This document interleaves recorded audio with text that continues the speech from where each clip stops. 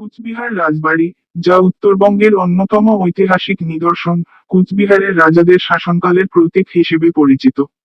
এর স্থাপত্য কেবলমাত্র একটি প্রাসাদ নয়, এটি ইতিহাস, সংস্কৃতি এবং রাজকীয় জীবনের এক অনন্য সাক্ষ্য। গল্পের সূচনা, শিশু বয়স থেকেই রাজীবের কুচবিহার রাজবাড়ি নিয়ে কৌতূহল ছিল। তার দাদু প্রায়ই রাজবাড়ির নানা গল্প বলতেন। সেই সব গল্পে রাজ্যের ক্ষমতা, সংস্কৃতি আর রাজার ন্যায়নীতি নিয়ে নানা উল্লেখ থাকত।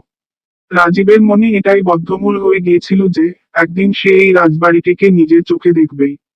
একদিন দাদুর সঙ্গে কুচবিহার রাজবাড়ি দেখার পরিকল্পনা করল রাজীব।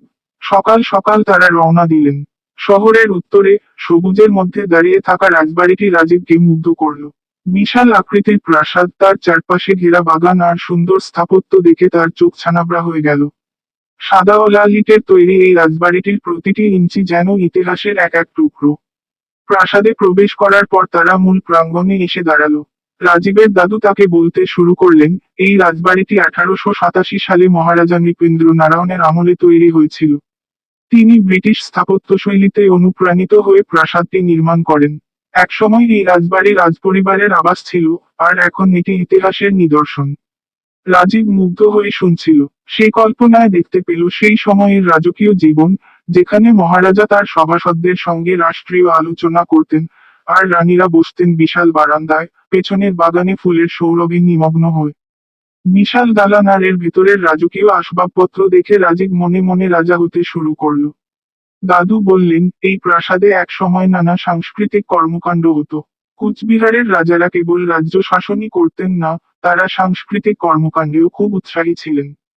তারা সঙ্গীত, চিত্রকলা, নাটক সবকিছুতেই মেতে থাকতেন।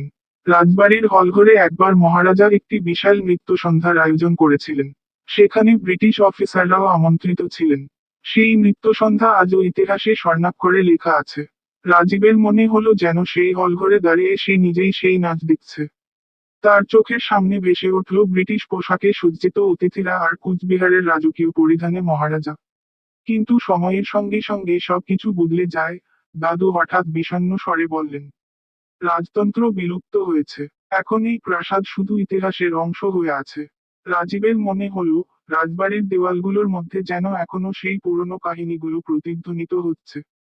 সে বুঝতে পারল, এই স্থাপত্য কেবলমাত্র একটি ভবন নয়, এটি এক যুগের ইতিহাসের জীবন্ত প্রতীক। সেদিন সন্ধ্যায় রাজীব বাড়ি ফিরে এল, কিন্তু তার মন কুচবিহারের রাজবাড়িতে রয়ে গেল। সে ঠিক করল, সে ইতিহাস পড়বে, কুচবিহারের রাজাদের জীবন নিয়ে আরো জানবে।